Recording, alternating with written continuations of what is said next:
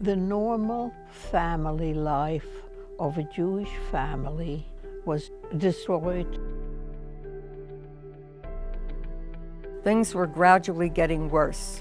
The Nuremberg laws in 1935 deprived the German Jews of their German citizenship.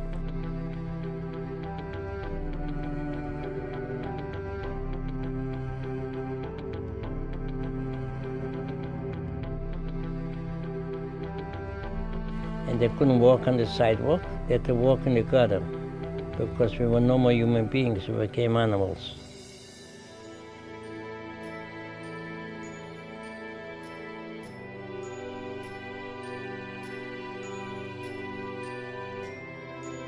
And we marched forward for Dr. Mengele, who played God. He had his stick in his hand, and he held your life in that stick.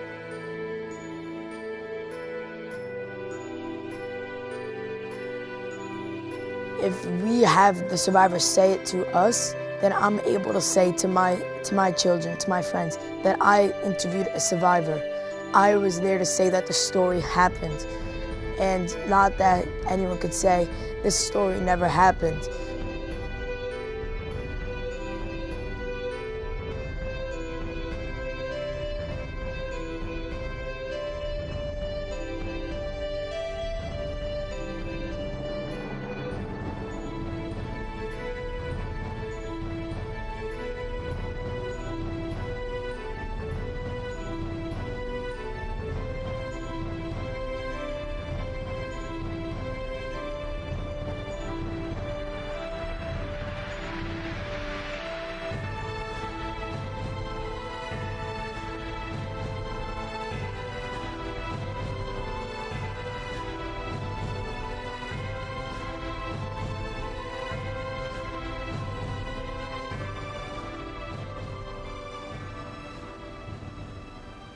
Good morning, everyone. Good morning. So this is the launch of a very, very important project. I'm sure you know a lot about Names Not Numbers. This is the 4th year that we've run it in the school, Baruch Hashem. When you meet the survivor that you're interviewing, when you get to know him or her, you hear their story, you interview them, you make that connection and establish that relationship, it will very quickly become a very personal project for you as well. But beyond just being a personal project, it's also a Jewish peoplehood project. It goes beyond any of us individually. This becomes part of our testimony as a people of what happened in the Holocaust, what happened to our people, so that everyone can see that evidence for generations. And it's really about connecting to the past, connecting to the survivors you're going to meet, connecting to that history, understand what our people went through. It's about the present. It's about your relationship that you're going to develop with your survivor. It's about the experience that you're going to go through and everything that you're going to learn. And it's about the future. Throughout this entire process, you will have a personal experience, which really has an effect on the Jewish people and records our story for the world. Let's think about it for a minute about the people you're going to be meeting, the survivors. World War II was over in 1945. Most of them that you're going to be meeting were children. They didn't always tell their stories. When they started to tell stories after the war, nobody wanted to believe it, so they stopped. 15 years after World War II was over, in 1960, Adolf Eichmann, the force behind the final solution, he was kidnapped in Argentina and brought to trial in Israel. In the trial, they brought survivors to tell their stories. So now survivors were talking. They were telling their stories, and the world was listening to them. You have the last chance to hear these stories from the people who were there. You are the last generation to be able to ask the questions, to hear the story, to remember it, but also to tell it to the world. So you as 8th graders are not only hearing history, but you're making history. And you're very privileged to have this opportunity. Today we watched a documentary about Gerda Weissman. I was the only one from my family who survived. The only one of my dearest friends. The film One Survivor Remembers is about a survivor of the Holocaust telling her story of losing her family and having to go into concentration camps. June 42. That is when I saw my father for the last time. I've never actually heard an actual story from a survivor, and I'm very excited to hear about it. I think I'm going to work really hard because I'm actually really interested in seeing the stories of the survivors. I'm most excited for going to the museum, seeing all the history.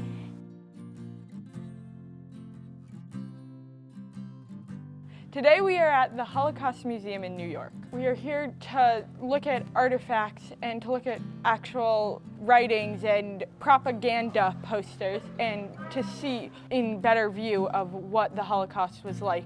Yellow Star, Jude Holland, 1940 to 1943. So I haven't seen the yellow stars before. Thought it was very interesting how the Nazis tried to humiliate us by saying you're Jews, you're like lower than everyone else. I thought it was very interesting how they had a bunch of different types of stars for all the different countries. It showed how hard it was to show to everyone I'm a Jew. We're strong people, and like now we could be proud to be a Jew. We're not ashamed. Today, Mrs. Jeanette Freeman came in and told us how to interview Holocaust survivors. So they want you to get out of them what they want for future generations when you talk to them. If a survivor starts by giving you the history of the Holocaust, you have to very gently tell them, thank you, but my teacher provides me with that information. What I'm really interested in getting from you is your story. What happened to you? Question I should be asking is a question that starts with the word describe. Question I should not be asking is a question that would be answered by yes or no. They may have heavy accents, they may have difficulty with the language. Do not be afraid to say, please repeat that, I didn't understand you. You should ask casual questions like, what is your normal day? And other things like how did you escape? How did you survive? You never know what's going to come out of a survivor's mouth. So when you're interviewing a survivor, you have to be careful. So you need to be prepared, because every story has a beginning, a middle, and an end. Numbers. Film Tech Day, RPRY. Yes, we've done all that. Take one. All right, at the end of this day, you guys will learn how to work this camera right here. There you go. How heavy is that thing? Seriously. Not so heavy.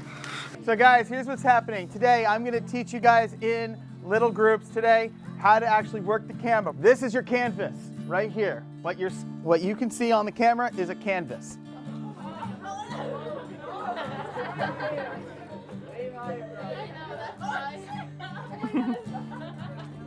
The cameras were so fun to use. I learned how to put it in focus.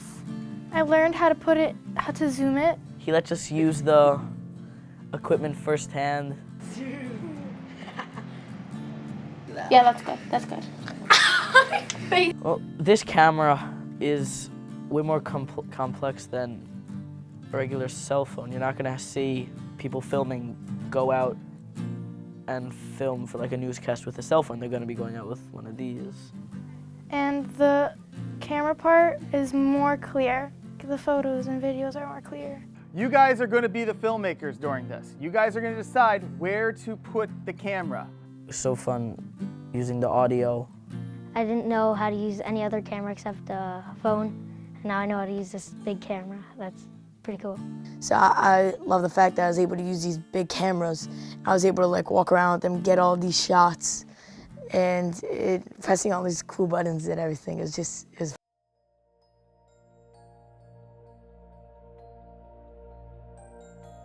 I never actually interviewed a survivor one-on-one or talked to a survivor about their story one-on-one. And I think it's great that I am, but it's a little nerve-wracking having to hear it. I was really excited when I heard that I was going to do this because the Holocaust has always like interested me. So like hearing the story face to face was like really interesting. Good morning. It might be a little scary and sad to hear their story, but it's also very interesting, and it's good to know that the Holocaust was real and that there are people out there willing to tell their stories. I feel excited because this is my first time ever talking to a Holocaust survivor. I'm excited to finally get to interview a Holocaust survivor that I've been waiting to do all year.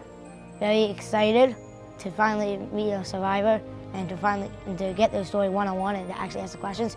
I feel really nervous because I've never actually talked face-to-face with a survivor, and I'm scared that one of the questions are really gonna like hit her hard and that she'll start crying.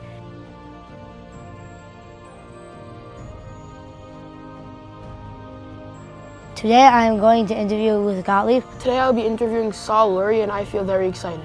Today I'm going to interview Agnes Friedman, and I feel really nervous but really excited. Today I'm going to interview Inga Katzenstein, and I feel very excited. Today I'm going to interview Eugene Gottlieb, and I feel great. Today I'm going to interview Saul Lurie, and I am very excited for it, but also nervous because I've heard about him and how he goes around the country and speaks of his story, which is amazing. Names Not Numbers, Saul Lurie, RPRY, take one. Names Not Numbers, Inga Katzenstein, RPRY, take one. Names Not Numbers, Ruth Gottlieb, RPRY, take one. Names Not Numbers, Agnes Friedman, RPRY, take one. Names Not Numbers, Margaret Feldman, RPRY, take one. Good afternoon. My name is Yosef Shmuel. Thank you for coming to be interviewed for our Names Not Numbers project. Please tell me your name. Eugene Gottlieb. I was born in a place called Fenningen, Germany. It's a wine-growing area. I was born in what is a vintage year for me, 1933. My parents got married in 1932. My father was a cattle dealer, and that was a traditional German Jewish occupation. Prior to leaving Germany, it was a very tenuous type of existence. My father's customers were Gentiles, but he couldn't deal directly with them, and so he had to have an intermediary. That was a severe complication, so that ultimately my father had to give up being a cattle dealer. We lived in a basically Catholic area. The school that I went to in Germany was a basically pre-kindergarten. It was run by nuns. I don't remember exactly what we studied. I guess at 3.5 or 4 years old. It was basically language, customs, singing, I'm sure. The ironic thing is, I left Germany when I was 5, which was basically the time when you start kindergarten. My name is Inga Katzenstein. When were you born? On March 29th, 1929, in Cologne, Germany. My family consisted of Joseph Berg, my father, and Clara Berg, my mother, and my younger sister, Jill. My father's profession was cattle dealer. I had only Jewish friends, but never any non-Jewish friends. Describe what a normal childhood was for you before you left Germany. I had no normal childhood from the time I went to school until we left Germany. Hitler already had said children must attend school, but the German teachers did not have to teach them. So I was not learning anything the first year or two. Every day when I came home on the bus, there was a little boy my age who would stand at the exit door of the bus and call me a dirty Jew. So one day I had enough of him. I walked off the bus and gave him a bloody nose. When he started to cry, I started to run away. I ran home. That was my experience, and then I didn't have to go to school anymore. My name is Saul Lurie. I was born in Kovna, Lithuania on April 11, 1930. I had 3 more brothers, my father and mother. Okay? We had a terrific life in Lithuania, never had no problems. What did your parents do for a living?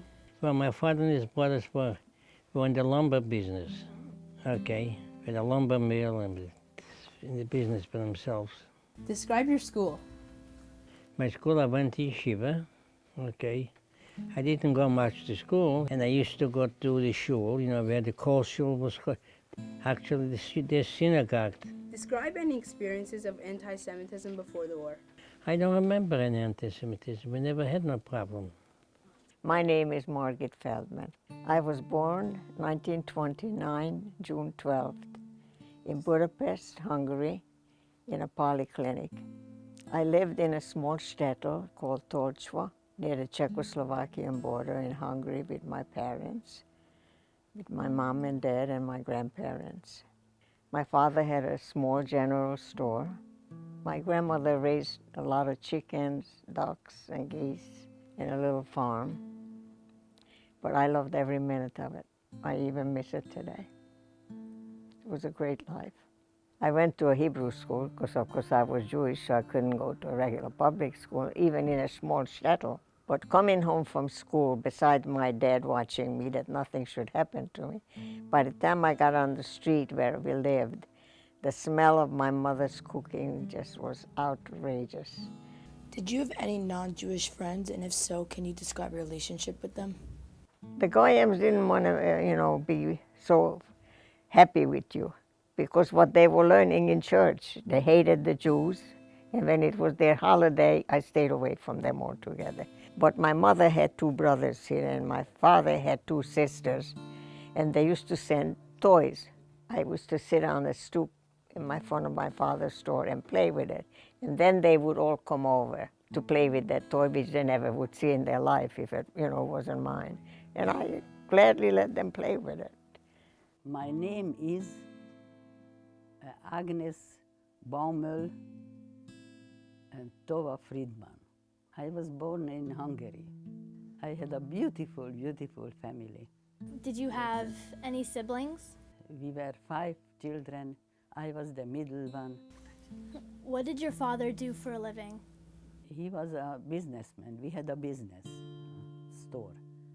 And he was standing in the store from the morning till night. He made very nice living. He was very special. Everybody knew. Describe your relationship with the community children, both Jewish and non-Jewish. Only I had a neighbor, a non-Jewish, and we were very, very close. They were very nice to me.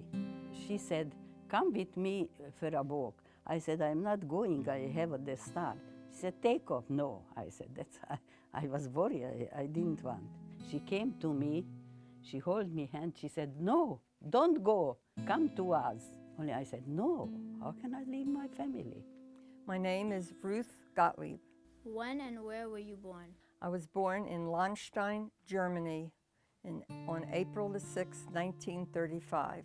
My family consisted of my mother, Elsa Wertheim Heilbronn, my father, Hugo Heilbronn, and we moved into an apartment in Landstein, Germany. It was a small town on the Rhine River. What did your parents do? My father was a cattle dealer, which was a popular Jewish occupation for men in Germany at the time. My mother was a homemaker. My mother had a sister who often took care of me, and we were a close-knit family, so we spent a lot of time together. Describe when your family knew that things were going bad. Things were gradually getting worse. The Nuremberg laws in 1935 deprived the German Jews of their German citizenship. My father, when I was born, my father had to register me with the police department as a Jew. My father's license to practice being a cattle dealer was taken away from him. Jews were not allowed to go to school anymore, to public school. They had to go to the Jewish community set up Jewish schools for the Jewish children to go to be educated. At the time when I was growing up, I don't really recall any anti-Semitism until my father had to leave Germany. My father left Germany in 1938, late in October, because he was unable to work And so my father felt somewhat desperate. Fortunately, well, my father had an uncle who emigrated to America and lived in Philadelphia. We got desperate enough that my parents wrote to the uncle and told him of our situation. And the uncle was kind enough to send money and prepare a visa, but it was only enough for my father's passage. My father was reluctant to leave my brother and me behind, but my mother encouraged him and said, "You go or we're all going to be goners."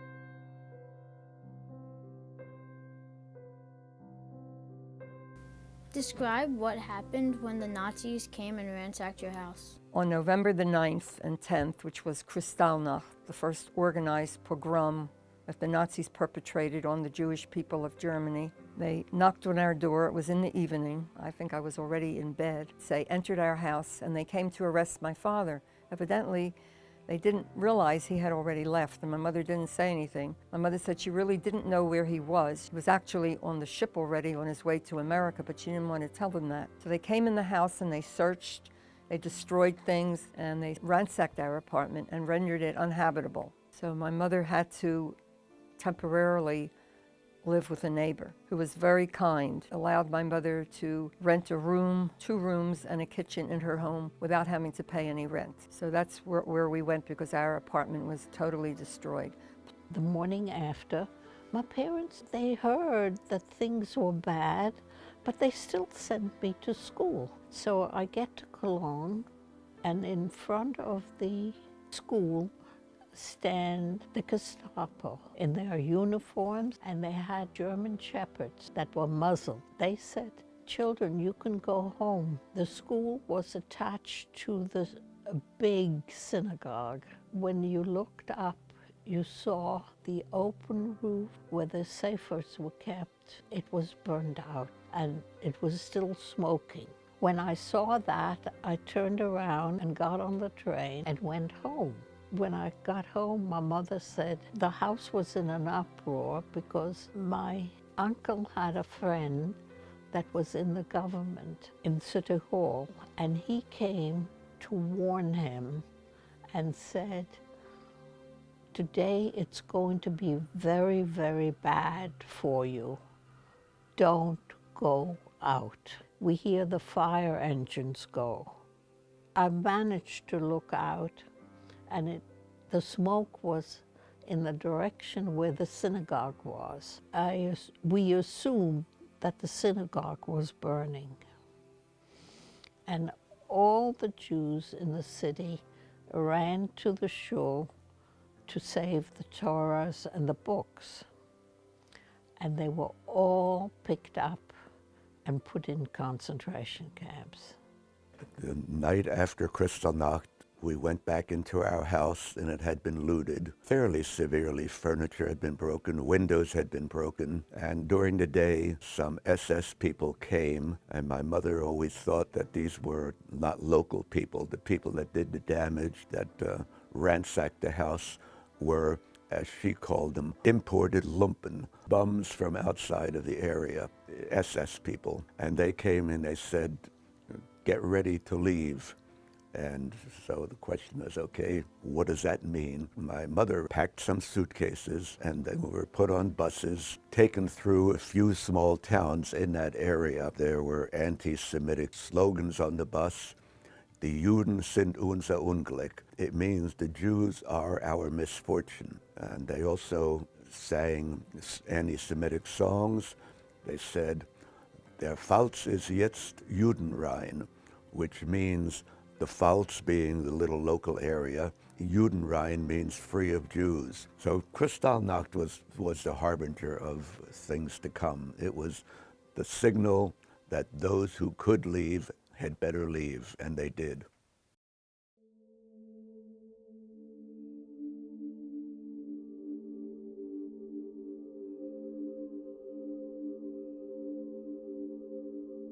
Where did you go after Kristallnacht? Immediately after Kristallnacht, we were taken to a field 30 or 40 miles away from our home. Fortunately, my mother had an uncle there. We stayed with them We then were allowed to return to our home after a couple of weeks. My father went to his parents because it was very dangerous for a Jewish man to be on the streets, so to speak. He could be arrested, and because of the Nuremberg laws, he had absolutely no rights. You had to go to an area where no one knew you. Fortunately, my father had an uncle in St. Louis. That uncle had 6 children. 2 of those children had come to Germany to visit the grandparents. My father wrote to these cousins, and in that letter he basically said Jews have no rights anymore in Germany, and he asked them to provide a visa for immigration to the United States. Fortunately, they were able to give us that visa. And knowing my father, I know how difficult it was for him to write that letter asking for help. He was a very independent man. We obtained a visa, and we went to the United States. We left Germany February 24th, 1939. We arrived in New York on March 4th, 1939. My father and uncle, they got in a car and just drove away. They stayed in the car and drove around for days, taking turns sleeping around Cologne so they wouldn't be picked up. And the Gestapo kept coming to ask her where her husband was. She says, I don't know. So we did not see our father again, who had escaped to Holland because we had relatives there. When they got to Holland, they wouldn't admit them and tried to send them back. And our relatives had access to the court in Holland that was an advisor to the Queen, and he told them the story, and she signed a letter to the Gestapo that they did not have re-entry permit to Germany and therefore could not send them back. That's how my father was saved. When and where did you immigrate to? We immigrated to Kenya, a British colony in East Africa. And we arrived in Africa on June 1st, 1939, and the war broke out September 1st. Describe the boat ride to Kenya from Germany. It was a 10-day boat ride. We had all our possessions packed in huge crates, and they were standing in Hamburg to be taken to Kenya. And when the war broke out, the British bombed it. Were you able to maintain contact with your family and members who did not go with you? We were able to correspond until the war. The ones that were left behind were senior citizens already. Describe any communication that you had with your dad. I have 3 letters that my mother wrote to my father, asking him about his job, asking him about when he's going to send money so that she could pay for the passage and be able to leave Germany. So my mother had the premonition that something was going to happen shortly and that she was desperate to leave Germany. Describe how your mother got the visa and how long it took. I'm not sure exactly when she applied, but I would assume she applied fairly early. The first 2 trips she wrote, she was a little bit discouraged. She said she'd have to wait quite a while until things happened. The 3rd letter was quite optimistic because they actually had a date for her. We got passage on the New Amsterdam ship Holland-America line for March 23rd, 1939. Unfortunately, not all of the relatives got out. Where did you first live in America? Philadelphia, West Philadelphia while I was a foster child, and then we moved to an area called Strawberry Mansion. It was near Fairmount Park, near the Philadelphia Zoo, and it was quite a Jewish area. Describe the elementary school you went to in America. The public school I went to? Public school I went to was called Stokely. It was majority of Jewish people in the school, Jewish children, Jewish classmates. It went from kindergarten to grade 6. Describe your whole family. How many siblings? I was an only child up until I was 12 and a half. And what happened was a postcard came in the mail. We were still living in the apartment in Strawberry Mansion. And the postcard said, "You need to come in for a blood test for the sake of you and the baby." Well, I looked at that card and I thought, I'm not a baby anymore. I'm already 12 years old. Why are they writing for me and the baby? So when my mother came home from work that day, I said to my mother, "Mom, what's this postcard about calling me a baby?" My mother looked at me, she smiled. "I didn't want to tell you any sooner. You're going to have a baby sister or brother." Well, sorry. I was very happy. And I went with my mother to the doctor, and sure enough, that was in June, and by November 17th, my sister was born. We know what was going on in Poland already. They were killing the Jews already, the Polacks and the Germans. So my father and my brothers decided we were going to run deeper into the Soviet Union. And while we were running, the planes were flying overhead. They were bombing the roads, you know. Every time you saw the planes, you had to jump into the ditches. That was going on for a whole day. At night, we decided we're going to stop in a town and continue next day. When we got up next morning, the Germans were there already. And the Germans gave an order, all Jews had to assemble in a synagogue there in the town. There was a beautiful synagogue there. And then a week later, the Germans gave an order, all the Jews not from this town have to go back where they came from. After we left the synagogue, right? They boarded up the doors and the windows from the synagogue. They put it on fire. With all the people from the town that were there in the synagogue, they burned them alive. Those days we only had horse and wagon, we didn't have no cars or things like that. My father and my 3 brothers became the horses, they were pulling the wagon, going back to Kovno. It was like maybe 30 miles, 35 miles. And while we were going pulling the wagon, they were pulling, a German soldier stopped us and said, "What happened to your horses?" My father told him somebody stole them. He didn't know. He says, "Okay, you wait here." He came back about a half an hour later with 2 horses. And he told my father, "You use those horses and don't go on the road where you're going, because the Lithuanians are stopping all the Jews, taking everything away from them and killing them. You go on the road where the German soldiers are coming down and nobody's going to bother you." And we listened, and sure enough, we went on that road, nobody bothered us. We found out later on, anybody went on the road where the German soldiers stopped us. Okay? All the Jewish people were killed and everything was taken away from them.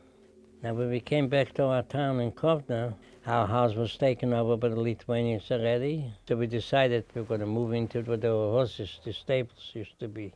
Then the Germans gave an order that all Jews had to have a curfew. They were to only be in the morning, like from 8 o'clock in the morning to 6 in the evening, they could be outside. Till the Germans decided they're going to put up the ghetto. And each family, let's say a house had 3 rooms, 4 rooms, each family got 1 room. We were 6 people, we got 1 room only. One day the Germans decided too many people in the ghetto, picked up 10,000, over 10,000 people, and took them up to the 9th fort, because the city used to be surrounded by fortresses years ago. Made them dig their own graves. After they dug the graves, they shot them all, and after they killed all the people, they came into the ghetto, picked up another 100 people to come and bury the bodies. After they buried the bodies, they killed the 100 people too. While they were burying the bodies, the earth was moving because a lot of people were still alive when they were burying them. The ghetto was terrible. No food. Now one day my father found out that the Germans are going to come and look for kids again. Now, as I told you, in the stables where they used to keep the horses, used to be holes in the ground, because they used to keep, refrigeration, so whatever they used to get, shouldn't spoil, whatever, they used to keep it in. So he decided he's going to hide me in one of the holes in the ground in the stable. So he put me in that hole, one of the holes, my cousin, and my cousin had a little old baby. And they put boards on top of the hole, and then they put hay over it so it's camouflage. It shouldn't be noticeable, because if you leave it open, you notice it, right? And then my cousin had a 9-month-old baby. She had asthma, and she had trouble breathing, because from the hay. So she decided she was going to open up the hole a little and get some fresh air. And while she was doing it, the Germans came in to see if anybody's hiding in the stable. And one of the Germans kept my cousin, hollered, Juden raus, verfluchter Jude, means you dirty Jew. The 9-month-old baby got scared and started to cry. The German soldier grabbed the baby from my cousin's arms, threw it up into the air, and caught it on the bayonet, okay? And twirling it around like that, killing, and the blood would start to gush out because you stabbed them, you know. And they were laughing, having fun, killing that baby. I said to myself, if I hang around there, after they kill the baby, they're gonna kill me too. So I decided I'm gonna run away. And while I was running, the German soldiers started to shoot after me. I knew there was an outhouse in back of the stable. So I started to run to the outhouse. I decided if I stay in the outhouse, he's gonna open the door, he's gonna kill me. You know what I decided? I'm gonna jump inside the hole where they made the feces.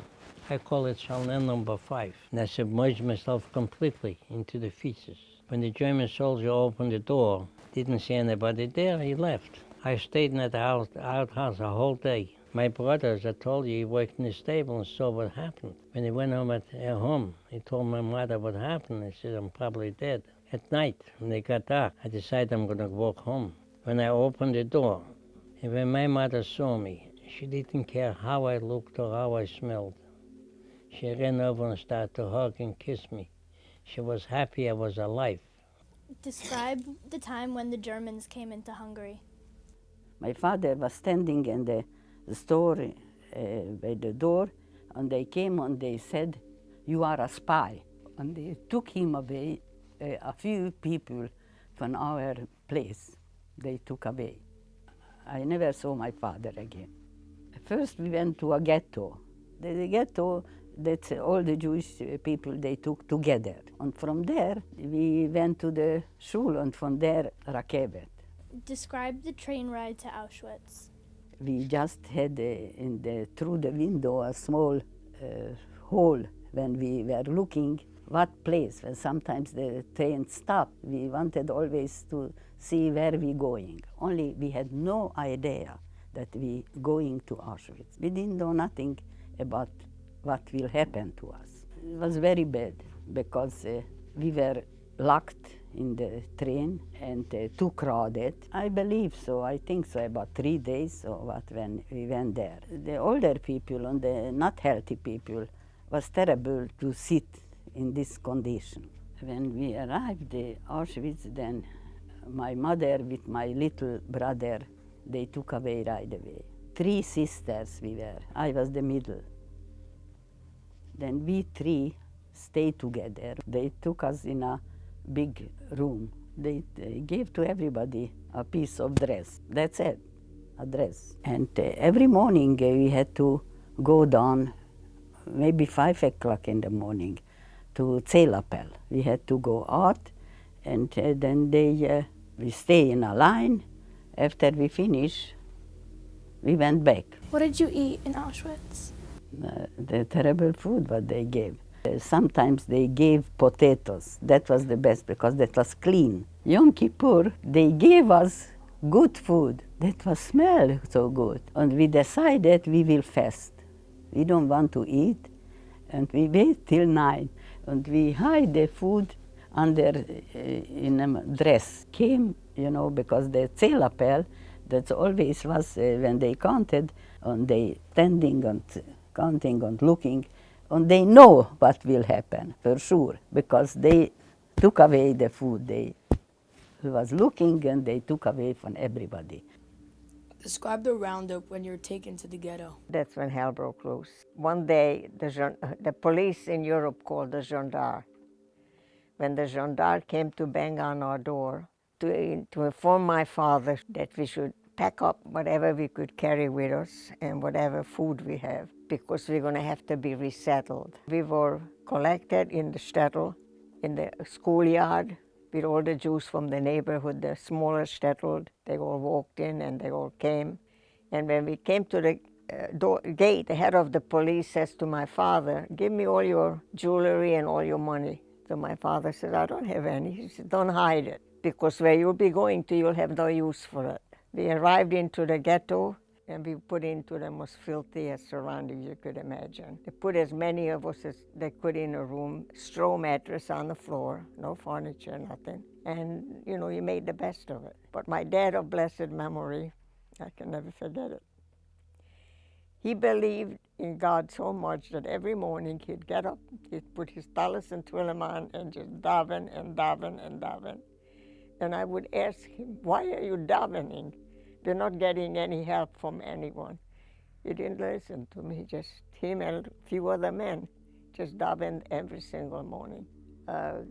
Then one day came when the man who was in charge of the camp and informed us that we have to leave again, collect everything and you have to leave. My mother, my father, and my grandparents, only my grandmother and my grandfather was dead already. And my cousins and aunts, you know, we huddled together. And we walked to the railroad station, cattle car that we told to get into. Cattle cars were horrible, 100 people that squeezed in. Cattle cars started to stink to high heaven. Finally, they closed the doors. 5 days trip on a cattle car. In May, it wasn't that hot, wasn't that cold, but was very uncomfortable. People were killing themselves there. A mother just killed the baby, couldn't stand the screaming, had no food to give it. So that was the end of that. And my father didn't want me to see all this. But let me tell you, you didn't have to see it. You smelt it, and you imagined it in your head, and that also lives with me forever. And my life and 68 of my immediate family's life was being taken to its bitter end. I say that 70-some years ago, my life, my world went up in flame. And my question is, where was the free world?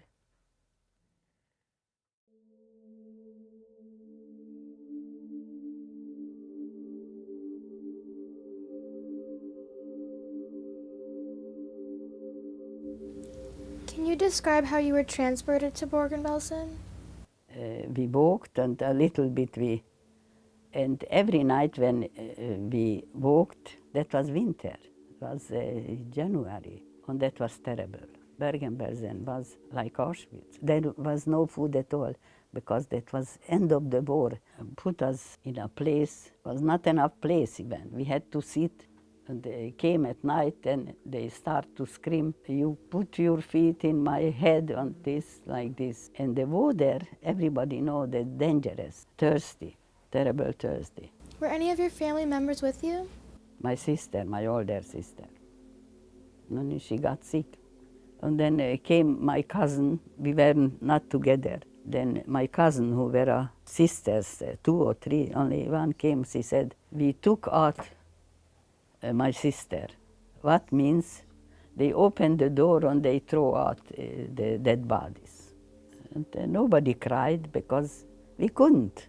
That was not what you could cry. Where did you go to from the ghetto? From the ghetto, I went into the cattle cars and to Auschwitz. Got off the cattle cars. They separated the man and the woman immediately. And my dad couldn't stand it. He ran out of line and came over. I was closest, holding my mother's hand, and he put his 2 hands on my head like he used to do every Friday. And he blessed me and just told me to be a good girl. Take care of yourself. And that's the last time I ever saw him. The last time I saw my mother when we arrived to Auschwitz and got off the cattle cars, and then we were all together. I held her hand and my grandmother, and we marched forward for Dr. Mengele, who played God. He had his stick in his hand, and he held your life in that stick. If he pointed to the right, you had to go to the work area. If he pointed to the left, you had immediate death, the crematorium.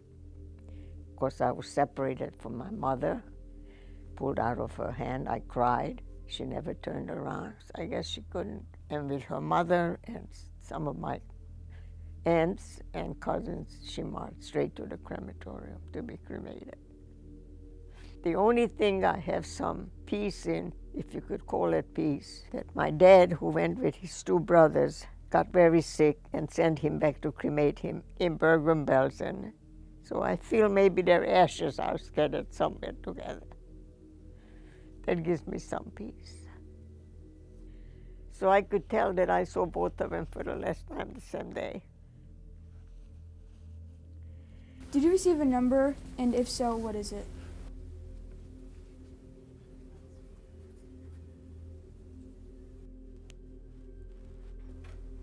$823,029. I was still with my father's sister, my Aunt Elizabeth, and her sister-in-law, the three of us. They put us into a barrack that stunk. A lady there recognized my aunt, and she yelled out to her, "Don't tell them your niece is 14 years old. Tell them she's 18. She looks mature enough. If they'll know she's 14, they'll send her back to the crematorium." They asked you to take off all your clothes, and then they shaved all your hair from all over your body. And let me just tell you, once they did that to you, no one recognized anybody, and I yelled out for my mother. And my aunt quickly closed my mouth. She was afraid that they're going to hear me and take me away. Where in Auschwitz, you slept on those slates, 5 going up, and at 8 in 8 slit, 5 in 8 slit, and you shared 1 blanket. In the depth of snow, marching up to your groin. It was winter, it was freezing. Arrived, the gates were open, and let me tell you, my dear friend, we arrived into hell. I know what hell looks like. I was there. All you saw is dead bodies piled, one on top of the other there. They didn't even bury the ones who died. They just let them freeze outside. They had no facility there, no crematorium. The crematorium was in Auschwitz. Can you please describe the work in the ammunition factory? Grimberg, there I could easily. Life was better than being in Auschwitz. The food was better there, and our sleeping, everyone had their own cot and their own blanket. They needed us to work for them. We made bullets for the German warfare. If you didn't produce the amount that was assigned to you, you got beaten. Or they called that sabotage, that you're doing something wrong. So it wasn't an easy life there. Can you please describe to me the march from Gross Rosen from the ammunition factory to Bergen-Belsen? Well, it was winter, very big. Not the snow was worse than there than here. They never came to clean the street. So when you marched, and if you fell in the snow, the gun came out, and that was the end of you. How were you able to observe Judaism, Shabbat, Yom Tov, in Kenya during the war? Because we had the Torah, we were able to observe Shabbat, Kashrut, and everything, and also the Yom Tovim. My mother decided to take in paying guests for kosher food. And during the war, a lot of soldiers came for R&R, Jewish soldiers from England and South Africa, and they also helped make minyan, and they gladly came for home-cooked food. We had shachtim in the family. 2 of the cousins and 1 uncle. We had a rabbi that visited us from Cologne in Germany and sent us the halofim because we couldn't export them to kill kosher. My parents built a mikveh, the only one in Africa at that time. Who from your family survived the war? Well, nobody that stays behind survived the war. So one day, when all the men went to work, the Germans came in, rounded up to 131 of us, put us on trucks, okay, and we ended up in a place called Dachau concentration camp. We were there for a while, about a week or so. Then they came in, rounded up to 129 boys from Dachau concentration camp, put us into boxcars, and we ended up in a place called Auschwitz-Birkenau. You could see the smoke, saw big chimneys and big buildings there. We didn't know what it was actually. But that was the gas chambers and the crematoriums where they used to burn the bodies. And you could smell the flesh. Even up to this day, when I'm by a barbecue, My mind goes back there because I can smell the. When you make a barbecue, you can hear we make it. The meat is burning, right? And that's the way it smelled over there. And we came in there to Auschwitz-Birkenau, took us into the gas chambers, and a miracle happened. Water came out instead of gas. They gave us uniforms, they even gave us numbers. Show you my number. Okay, here's my number. See it? B2858. And after we got the numbers, right, 129 boys, they put us into Lagadi in Birkenau. Now Dr. Mengele came in and I was picked to go for experiments. Dr. Mengele was an experimental doctor in Auschwitz-Birkenau. I mean, because to me to be here and talk to you guys, it's a miracle. How many times I was being killed, and I went through it. Marching on the Dead March from Auschwitz, right? 10, 15 below zero. With little pajamas, you get that's the stripe of the uniforms we used to get, the pajamas, right? And imagine not to get frozen, not to get frostbitten or nothing. How could it possibly be? And there's a reason for it. I believe in it. As I told you, I jump on the head a little, but I believe that God took the Holocaust survivors and put us to hell. He showed us what hell looks like. He says, now you go educate people to love, not to hate.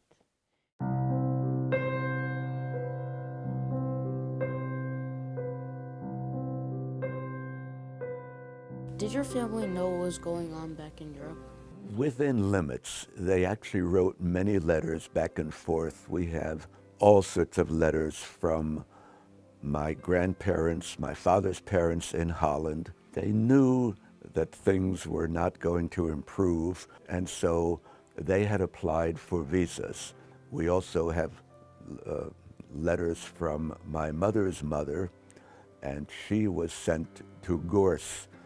And so my parents knew what was happening. Did they know that their parents were exterminated? All of a sudden the letters stopped. And the only time I saw my father cry was when he realized what had happened to his brother's family, and his parents. As soon as the letters stopped coming, in the fall of 1942, my parents knew what had happened. They knew what the fate of their family was. They were all deported to Auschwitz, except my mother's two brothers. They were in Riga, Latvia, but the rest of them were all deported to Auschwitz. My grandparents were murdered. My mother's two brothers were murdered. My mother's sister, Auschwitz also. My father's sister with the three little girls, murdered. My father's sister's husband, Louis Tobias, survived slave labor. He was liberated in 1945. He came to live with us, and he lived with us for several years. Then he remarried, lived a halfway decent life, and he told about the horrors in Auschwitz.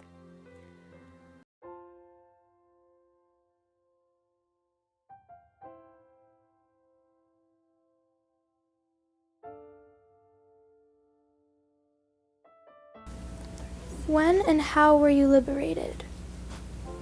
I was in Bergen-Belsen, and I was sitting with my sister next to her because she felt so weak. In the end of the block, that was already almost empty. Suddenly I saw a girl came in, and she started to dancing. I was so surprised, I was shocked. Who can do this? Nobody smiled, nobody, never. I said to my sister, look what she is doing, what is? And she said, outside in the yard is English truck. What? English? English? I went out and I saw everybody was crying, so many crying. I was looking and I felt so empty. No feeling at all, nothing. What happened to your sister? My sister was so weak that she couldn't move already. She was very, very weak. And they took her to the hospital. Then she went to Sweden. Only was too late for her. She lived through 3 months and he passed away. I decided to go to Israel because I find out that nobody home, that even my brother. But when I went to Israel, and there my mother had 3 sisters who, before the war, they went like young girls. And the family was very nice to me, that they married, and the uncles, everybody was very, very nice. How and when did you know that the war was over? We heard it on the news. We had battery operated radio. It ran from a car battery, and we could only hear the news with it in Africa if we had enough gas to run the car. Where did you go after the war? We stayed in Kenya until we had a visa to come to America. How did your family obtain the visas to go to America? We had a cousin in America, and he worked as Eisenhower's mess chef. So he had a little in to get people out of Africa. I was 17 by then. I had just graduated from high school. We went on a cargo boat. That's the only transportation that was out of Kenya. It took 6 weeks to come to America. And a day before liberation, I lost my aunt. She couldn't live, stand it. Of course, I only prayed for one thing. I said, Zisa got him, or why don't I die also? That's all I wanted. I had enough. But so far, Zisa got him, or wasn't listening to me. I remember so vividly, we were liberated by the English soldiers, that a soldier came in and just lifted me out of that hell and put me outside and put me against a tree or something that I was, wouldn't fall off this way or that way, and brought a hose with water to give me some water to drink and to put some water on my face. God, if I could only see him just once, I would love to tell him how much he means to me, but I tried to contact him. Someone helped me in England. It never happened. And then our guardian angel came.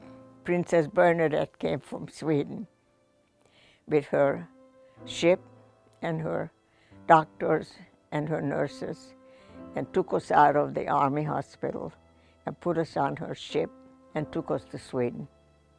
So I was lucky. I didn't have to be a displaced Campbell at all. And let me tell you, that's what started to regain my sanity. The Swedish people were so loving and caring to us. They came to visit us. They bought us clothes. They bought us food. They couldn't do enough for us. What saved me is my faith in God. I never gave up. I prayed and I prayed and I prayed, and I felt my prayer eventually will be answered. And I think it was, but not the way I wanted it. We were in the barracks, and the Germans wanted to evacuate the camp again, and Gustav refused to give us up. I saw planes flying over, bombing the roads and everything, bombing the camps and everything. And a man came running into the barrack, and he says, "We are free, the Americans are here."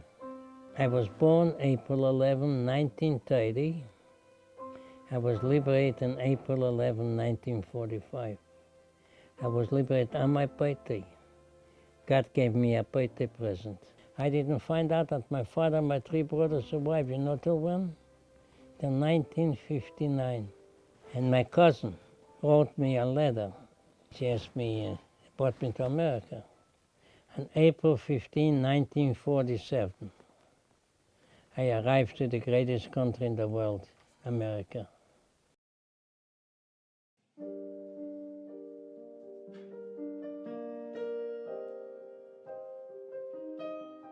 You've had a very amazing week, emotional week, interviewing survivors. It's been an amazing experience. It really can't be complete until we talk about some of the deeper emunah issues that come about after being involved in names, not numbers. Imagine the scene. You're in a concentration camp. There's barely any food, and it's Pesach. And you have no choice but to save your life. You're forced to eat chametz on Pesach. We don't know the name of the person who wrote this. Wrote a tefillah, a bracha to say before eating chametz on Pesach. V'anachnu nimtza'im b'sakanas nefashos. We're in grave danger. We have no choice, Hashem, but to eat chametz on Pesach, to stay alive. We are therefore prepared l'kayem mitzvascha, to fulfill a different mitzvah. Not the mitzvah of not eating chametz, but the mitzvah of v'chai bahem, to live through them, to preserve our lives. We're so upset that we have to eat chametz on Pesach, we're going to write a tefillah that justifies correctly why we're eating chametz on Pesach. What most amazes me is, what? They cared about Pesach? They're almost dead. You've interviewed people who've had horrible experiences, who have seen family members murdered, who have seen the worst things capable of happening on planet Earth, and they cared about Pesach? There are hundreds and thousands of stories how in the camps, most of the Jews did not lose their faith in Hashem. One might have imagined the opposite. One might have imagined that when confronted with the Shoah, most people would say, who needs this stuff? But actually just the opposite. In many cases, those who didn't care as much about mitzvos cared more about it when they were faced with the Nazi persecution. And they baked matzah for Pesach in camps when they could. And they blew the shofar secretly in the camps. Did some Jews lose faith because of this? Absolutely. But the reality is most did not. Some who were not faithful before found their faith in Hashem because of this. What I want you to think about now is why. How can emunah, how can faith in Hashem survive the Shoah?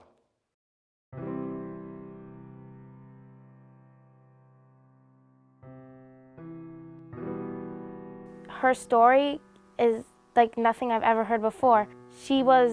I feel like relieved that it's over and that I'm done with the interview. But while I was doing the interview, I actually felt really calm because she was like a very easy person to talk to. And when she didn't really want to say anything, she didn't. And when she did, she told so much. I was nervous because I didn't know what to expect. So I was also excited because it was my first time asking questions. I feel a little sad that it's over because I've learned so much from this amazing person. It's so much different talking to an actual survivor than just reading about them in a book, because they're actually telling you things that they probably might have not even told their kids before. What is your message for our generation and for the future generations? They should appreciate sisters, brothers, family, because I know who they don't understand what a beautiful thing to have the sister and brother. Not to take everything at word. Careful observation and research into anything that you do. This is the first time I personally interviewed them, and I was the one asking them questions. And also, I'm the one that was able to get the real emotions and understand what she was going through. To really put yourself in their shoes and see how they felt. I was very excited because I've never met a Holocaust survivor before. I'm very happy that I met one of them so I can know their story and how it felt to go through that, and we should know not to ever let that happen again. It was different because when I came, I expected them to be more not as outgoing and maybe not want to say everything, but Mrs. Gottlieb, she just said everything. It's also very important and meaningful to hear the story of a Holocaust survivor, and you realize what they went through. And you realize, could I have done that? Probably not. It's not an easy thing.